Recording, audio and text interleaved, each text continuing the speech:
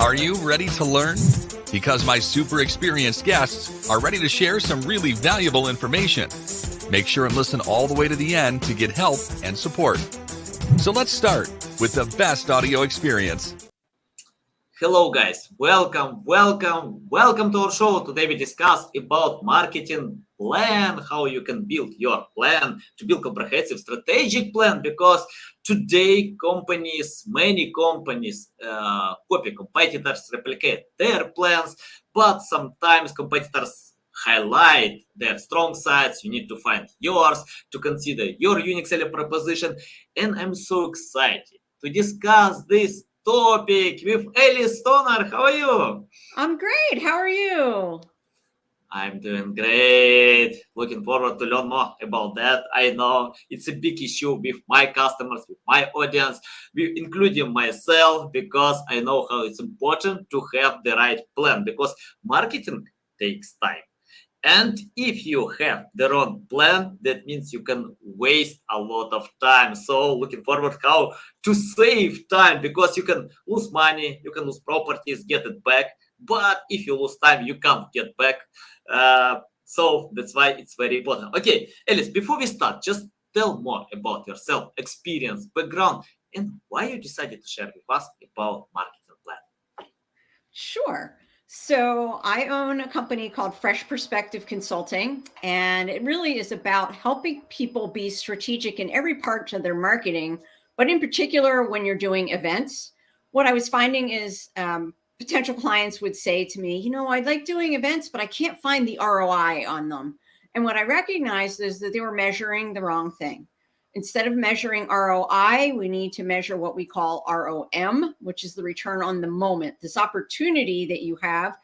And I've even branched that out, whether it's an event, a podcast appearance, speaking on a panel, promoting your own podcast. It's how are you marketing that moment and how are you measuring success in that way? I come at this a little from a different perspective, hence the name Fresh Perspective. I started my career in the sports and entertainment marketing worlds, concerts, rodeos, family ice shows, and everything that I learned there kind of came back around full circle when I started Fresh Perspective about 6 years ago, because it really comes down to knowing who you're talking to and understanding where they're getting their information. And while that was very commonplace in the sports and entertainment space, it's not so commonplace in other marketing entities. So I help people with that. And then I have a project called Custom Strategic Marketing for Wealth Advisors, where myself and my co-founder, Angela York, we focus in the financial advisor space in this whole idea of ideal client and understanding who they are and what motivates them and how to, as we say, get the jumble of marketing cords that's in that junk drawer that you have, right? We pull those cords apart and figure out which cords are going to power which parts of your marketing to help build your business. Nice. Love it. Yeah, awesome. Okay, let's talk about creating this plan. Can you tell what to do first? Where to start? How to learn customers? Because let me share my story, short story. 12 years ago, when I started my online journey, I created my first website, and I set up Google Ads, Facebook ads, and many other marketing campaigns myself without any skills, and that worked well because competition was low.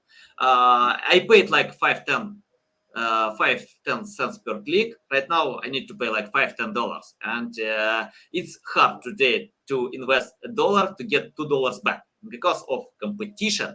And you need to narrow down to your buying persona, as you mentioned. Can you tell how to create your buying persona and choose the right marketing channel according to your buying persona? Okay. It's a pretty complicated question for me to kind of dive into right here, but really the top level is there's two parts of that.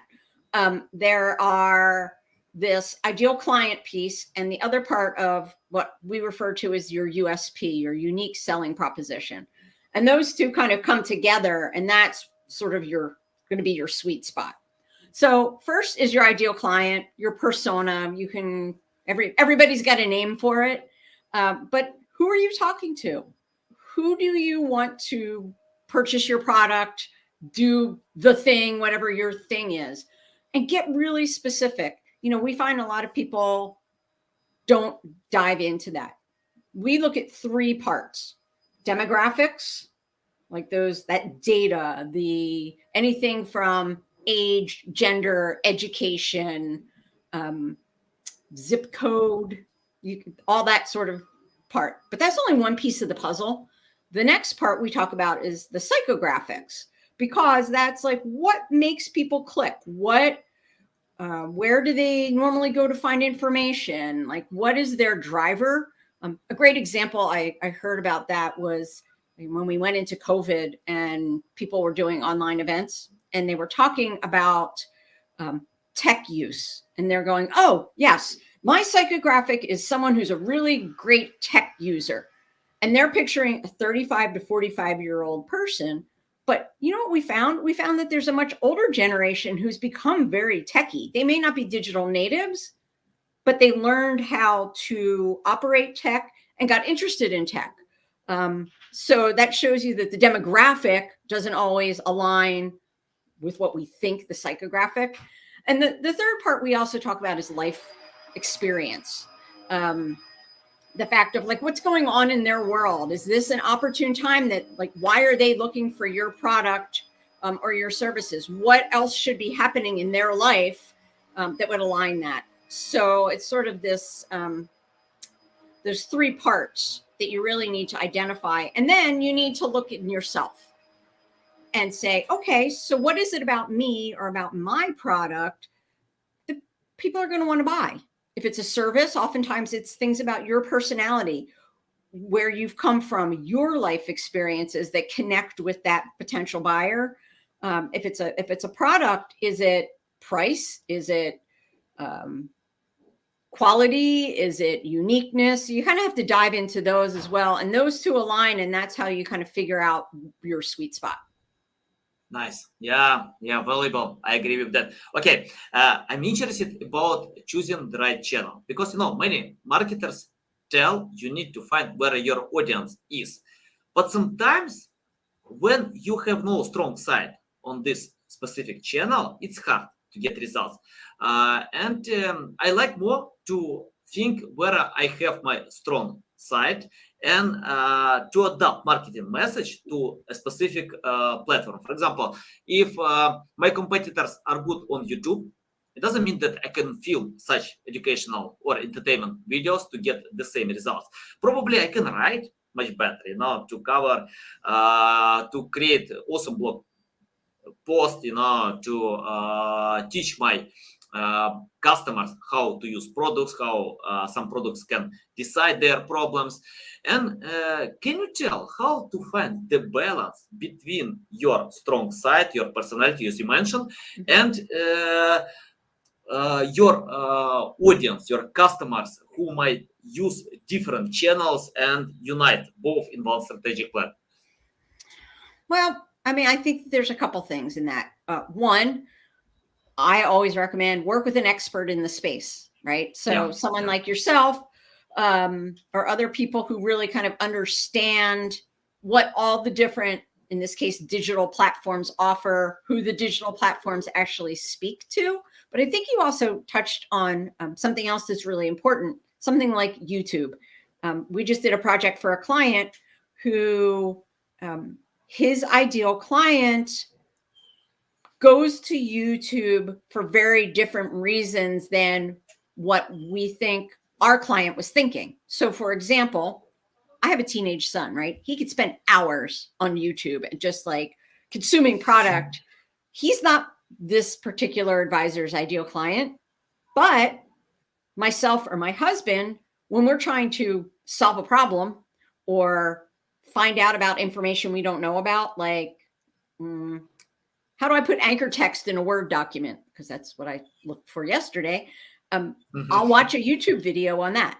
So it's, again, kind of getting to know and almost like putting yourself in the shoes of that ideal client and go, oh, okay, that makes sense. So it's a combination sort of life experience, an experienced professional, and stuff you learn on the internet. Nice. You mentioned about your son. I also have a son. He's teenager, and he loves TikTok, YouTube as well. And what I found, he doesn't ask me to buy new sneakers. He told me usually, let's buy Nike, let's buy Puma or Under Armour. I don't know why. And I always tell, okay, why you ignore many other brands? They have awesome high quality products as well. No, you don't understand. We need to buy Nike. Can you tell how brands or creating brand awareness is important today to get high results in marketing? Because I found when companies pay so much attention to SEO, forgetting about branding, or social media, forgetting about branding, it's hard to get high results. But you have strong brand recognition, then customers can choose between you and unrecognizable brand you, because they know you. So any insights about branding and covering with marketing? Well, so I think this is the age-old scenario, because if you think about our parents, right? There was no internet, there was no TikTok influencer, but when they were teenagers, there were still the cool things to buy, right? Or the cool things to have.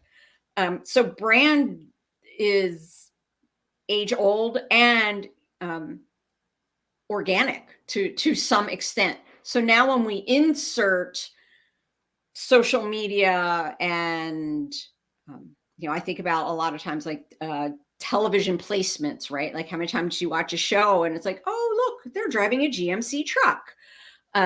It's all there's just more layers to it. But again, it's about brand and knowing your brand and understanding who that ideal client is. I think about the GMC truck and I'm thinking, I saw that on like a home improvement TV show. So they know who their audience is.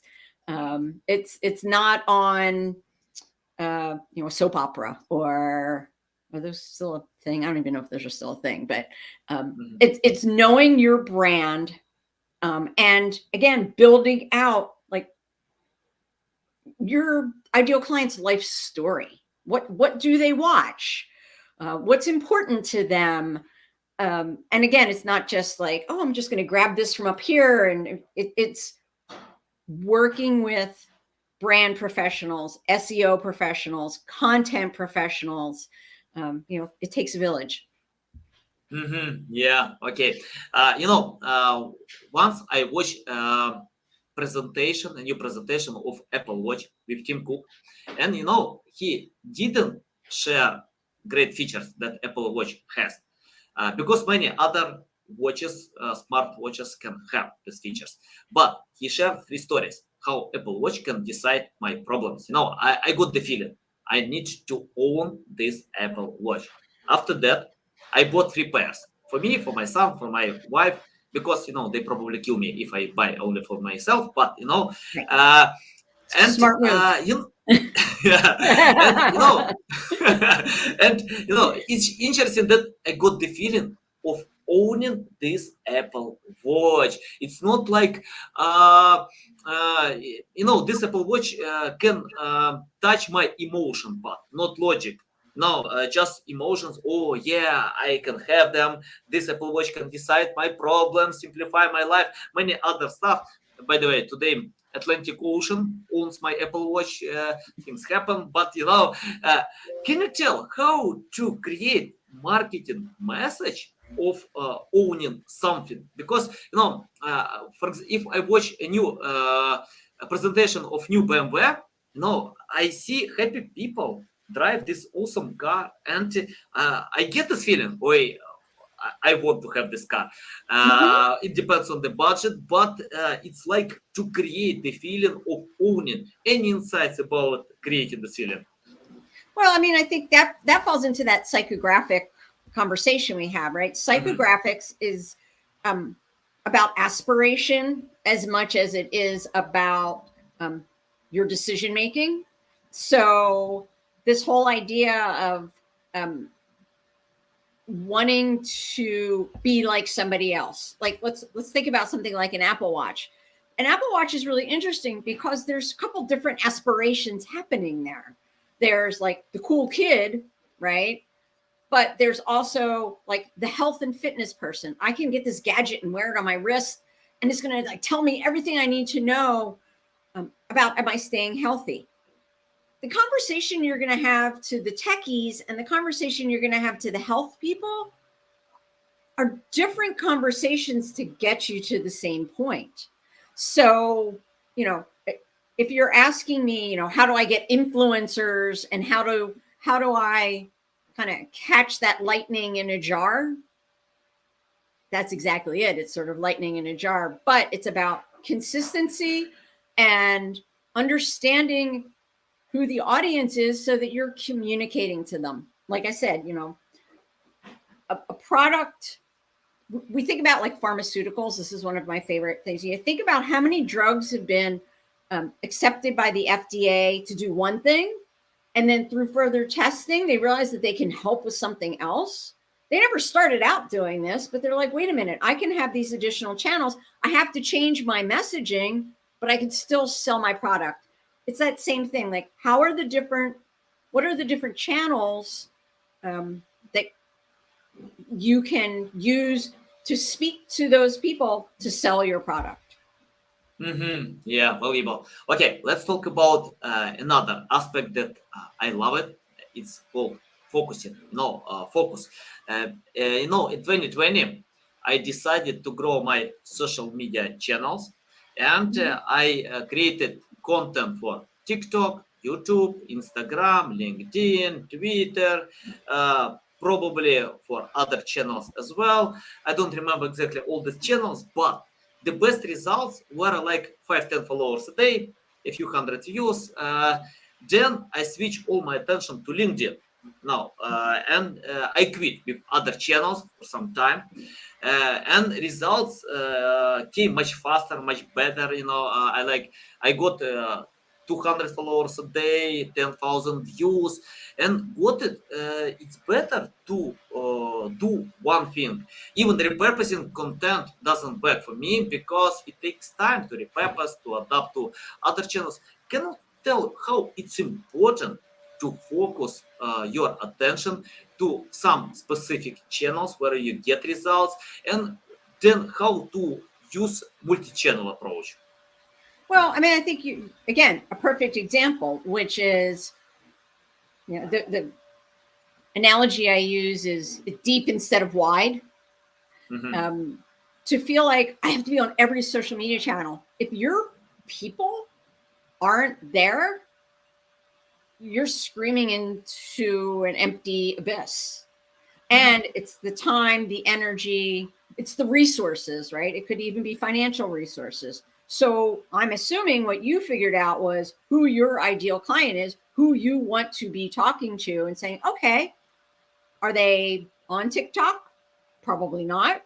Are they on Instagram? Maybe not, but they're not making their buying decisions there, or they're not making their professional decisions there. This is this whole strategic part of it, which is saying LinkedIn is where people are making business connections and business decisions. So that's where I want to be.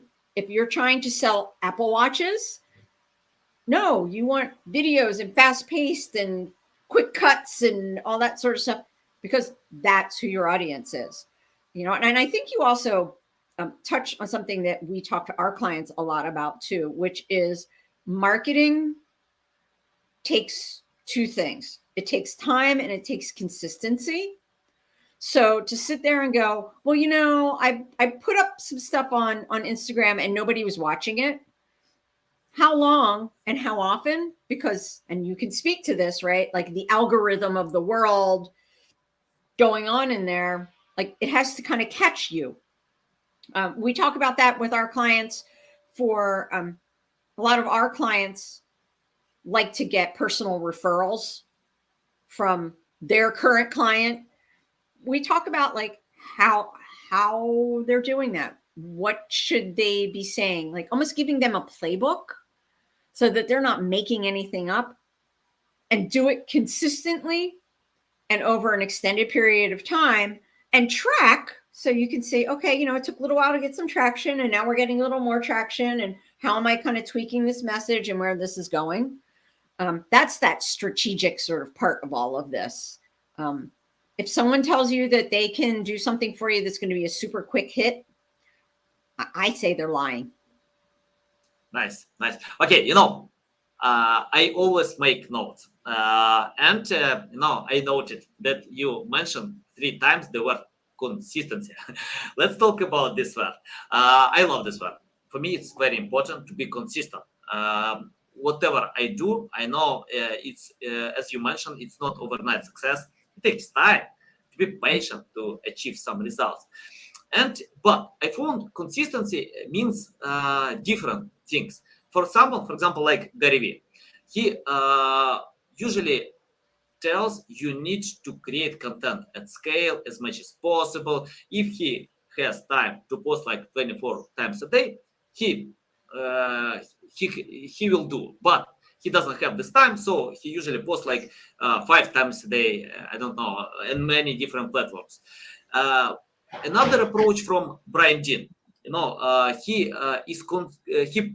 posts like 1 time a month. I don't know if he posts right now or not because he sold his blog backlink to SEMrush, but right now he has another topic, exploding topics, and but he usually teaches you need to create super high quality content.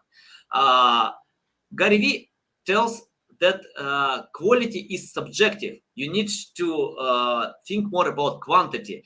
And I think both approaches work because it depends on your strong sides. For example, for me, consistency and quantity can help to improve my confidence and my quality, because how I can film a great video from the first attempt. It takes time, you know, to film 100 bad videos, to write 100 bad articles. But after doing this, I can improve my quality as well. So can you tell how to find the balance between quantity and quality to get in the end quality? I think that that's really quite individual, right? Like my business partner in custom strategic marketing for wealth advisors, Angela, when we first started, she was like, you do all the podcasts, you do all the presentations. I hate them. I'm not good at them. And I kind of forced her out of her shell a bit and said, no, actually, you have a lot of really good information. You just need to get more comfortable.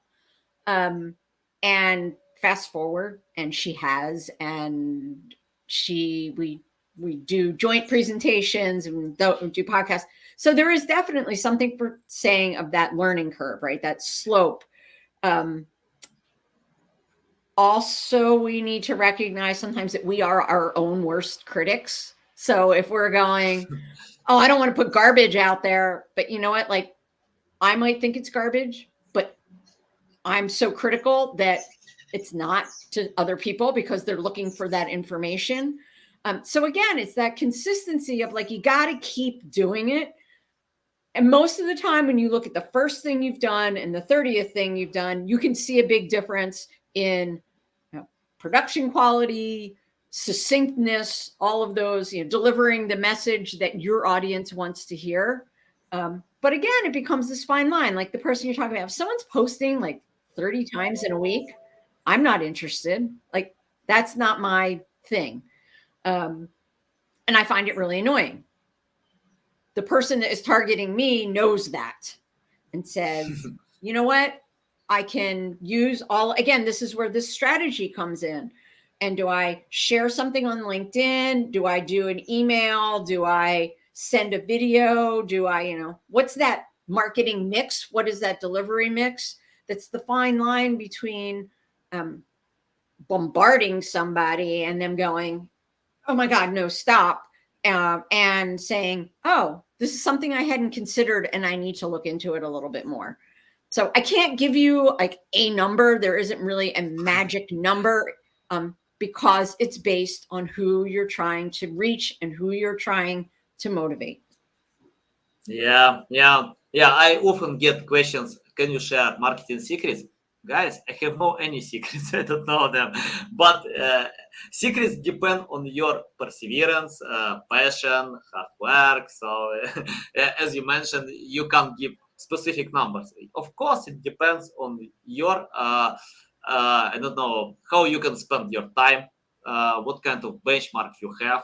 If you start from scratch, probably it's a good idea to create more with low quality to improve the quality.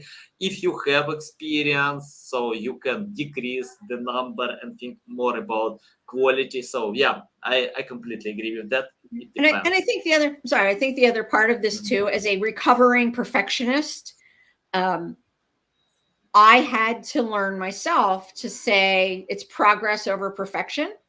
So this whole idea of, well, it's not perfect. It's not, perfectly well lit and all the right colors and the this and the that. So I'm going to tweak it a little bit more, like before I let it out into the universe. It took me a while to realize that that isn't the case.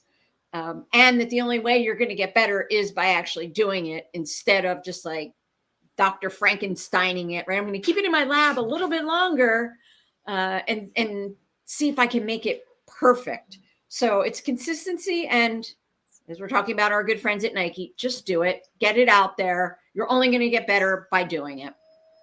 Yeah, nice. Yeah, agree.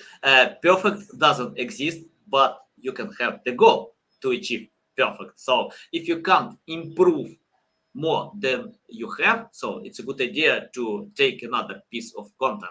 So I usually, for example, write articles if I know, okay, I can't do more. I did everything that I can. So okay, let's move on with another article. Let's with another video. Yeah, it's the same with that. Okay, Alice, I have the question about implementation. For example, okay, we created awesome marketing strategic plan. Everything looks good, but according to a few studies, companies usually implement 40% of their plans. Even sometimes it's good to implement even 40%. But can you tell how to choose priorities from your plan? Okay, I have the plan. I know I need to do A, B, C, but how to choose priorities that B is more important than A and C? I think the easiest way to look at that is, what's your ultimate goal? And be specific enough in your goals to be able to have everything else kind of slide downhill from there, if you will, right? I want to sell 1 billion widgets. Okay, that's fine. Kind of what's your plan and how are you going to do that? And also being flexible, because there might be an opportunity as you're partway through your widget selling that kind of redirects you. So yeah, it's often difficult to figure out which things to prioritize first. We usually like to say they kind of jump out. Like when you're working with a marketing expert, it's pretty easy to figure out which are the ones that you want to start with, and then usually have like a stretch goal.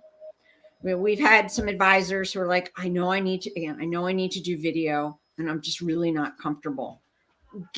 That's the one you need to do. Because again, we have learned from your ideal client that not only do they gain a lot of their information from video, but they say that you're a really great teacher. So we can kind of put those pieces together and say, these are the things that you need to be doing. It might not be comfortable, but sometimes we have to get uncomfortable. And as you also said too, is like, we tell our clients, and I believe this very much, a marketing plan is sort of like a living being. You don't just write it and go, okay, this is what I'm doing. Like, yes, we want you to be consistent. We want you to do the thing. But in your goal setting, think about how often you're going to go back and revisit it and say, all right, so after 6 weeks, where am I? Like, I've done these things, being honest with myself. Have I done them consistently? Have I done them in the voice that's going to speak to my ideal client? What are my results? Okay, then I'm going to take like another 6 week segment of that. what does that look? You could do it 6 weeks. You could do it quarterly. I don't recommend doing it monthly because I feel like you haven't given it enough time to blossom. Yeah, great. Okay, let's talk about mistakes. You know, in my life, I made a lot of mistakes. Probably I can't count all of them. A lot. I keep doing them.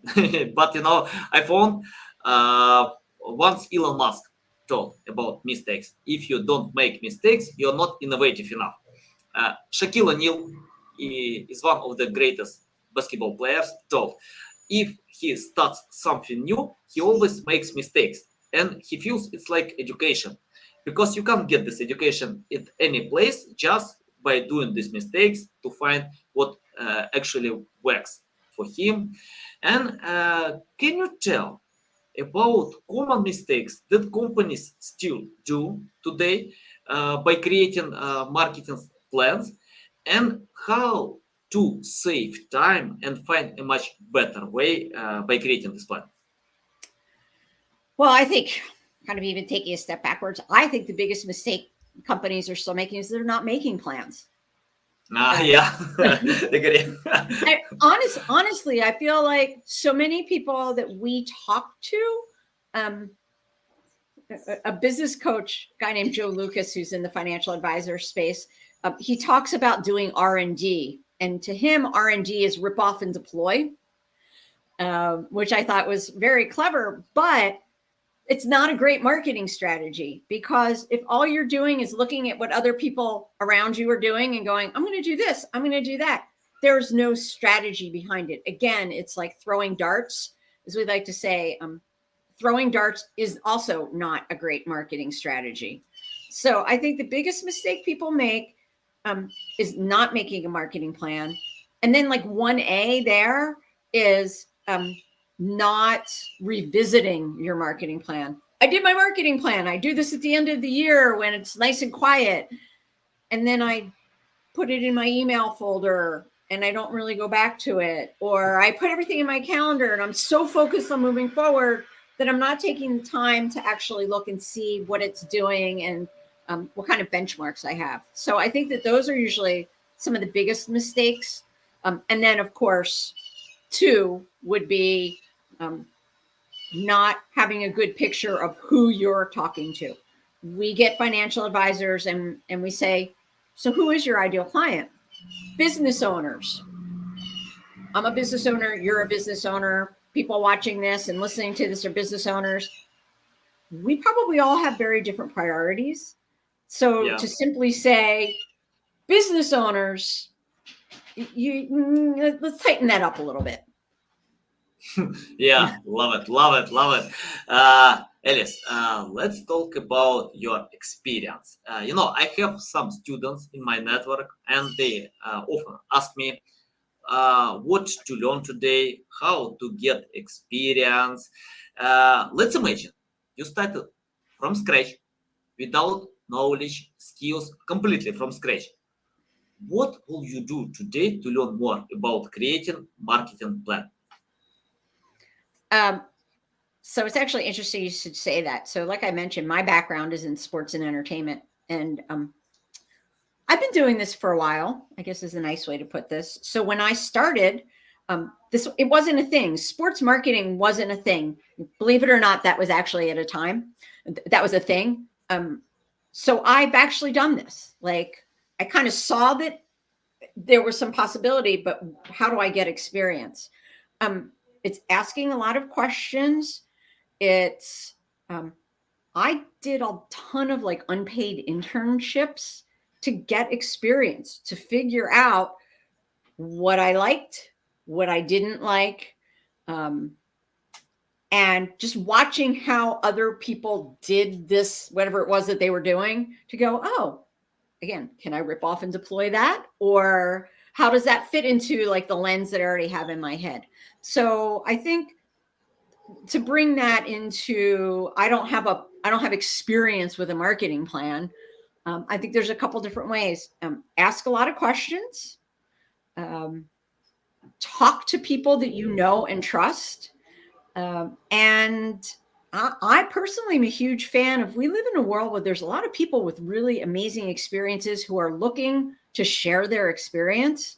Align with them. They want to help. So don't think that you have to do everything on your own. Nice. Yeah. Love it, Alice. Love it. Okay. I have the question about your unique selling proposition. We discussed a lot about finding ideal customer to understand their pain points, interests, habits. Can you tell? You mentioned that you work with financial advisors. So, can you tell what kind of financial advisors are your best perfect customers, and how you can help them much better than many other consultants that we have today? Right. So I'll unpack this in a couple different ways. So like I said, we spent a lot of time talking about ideal client, and we're very focused on practicing what we preach. So the ideal client for custom strategic marketing for wealth advisors is the advisor who's either an RIA, which is a registered independent advisor, or in a hybrid space where they have control of their marketing. They may have to get it approved through compliance or whatever, but they don't have somebody else doing it for them. Somebody who understands this concept of the village. I don't have to do it all myself. And that I am going to be better at my day job when I work with somebody who's really good at their day job. Again, if you notice, there's no age. Yes, I would like somebody who's been in the business for probably 5 to 10 years, because they know what they don't know.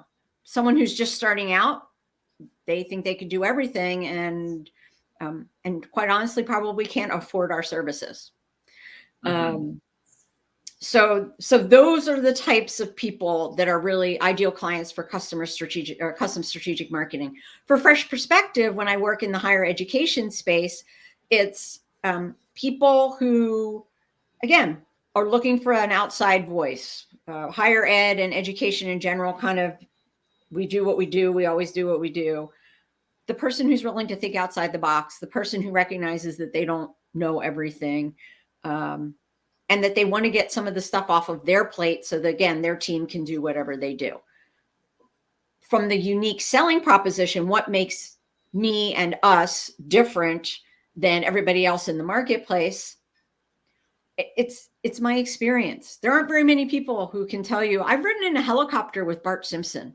Like, I can't tell you how many television interviews I've done, how many television shows I've produced and stage managed in my sports career. There aren't many people who bring that to the table, who can talk to you about this market segmentation and compare it to, who's coming to see Sesame Street Live, and who's coming to see the truck pull, and who's buying a season ticket for a football team, and Division I football team.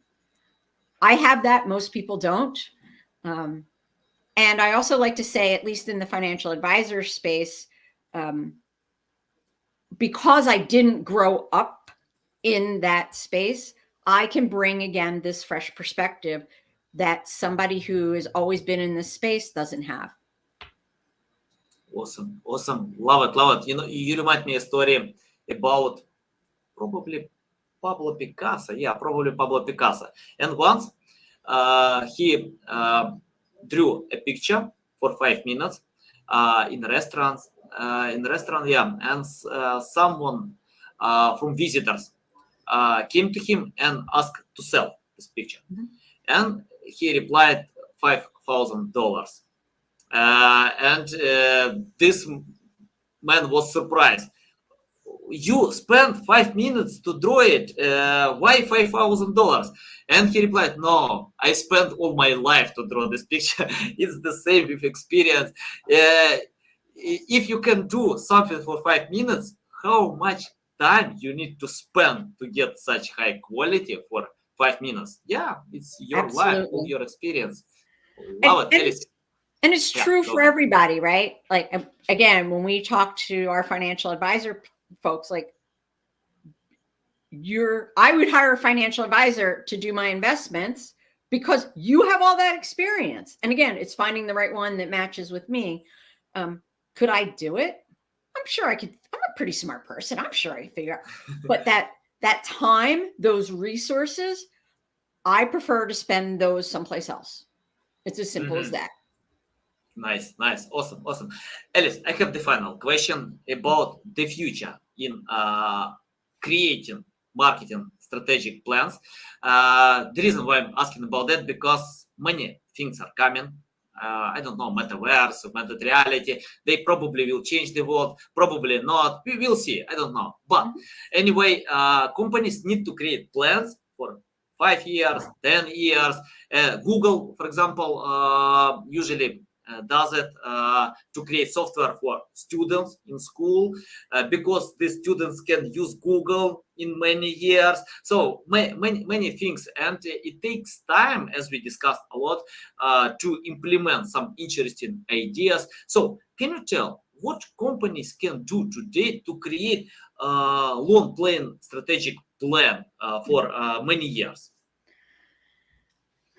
So I think there's a difference between a strategic plan and a strategic marketing plan.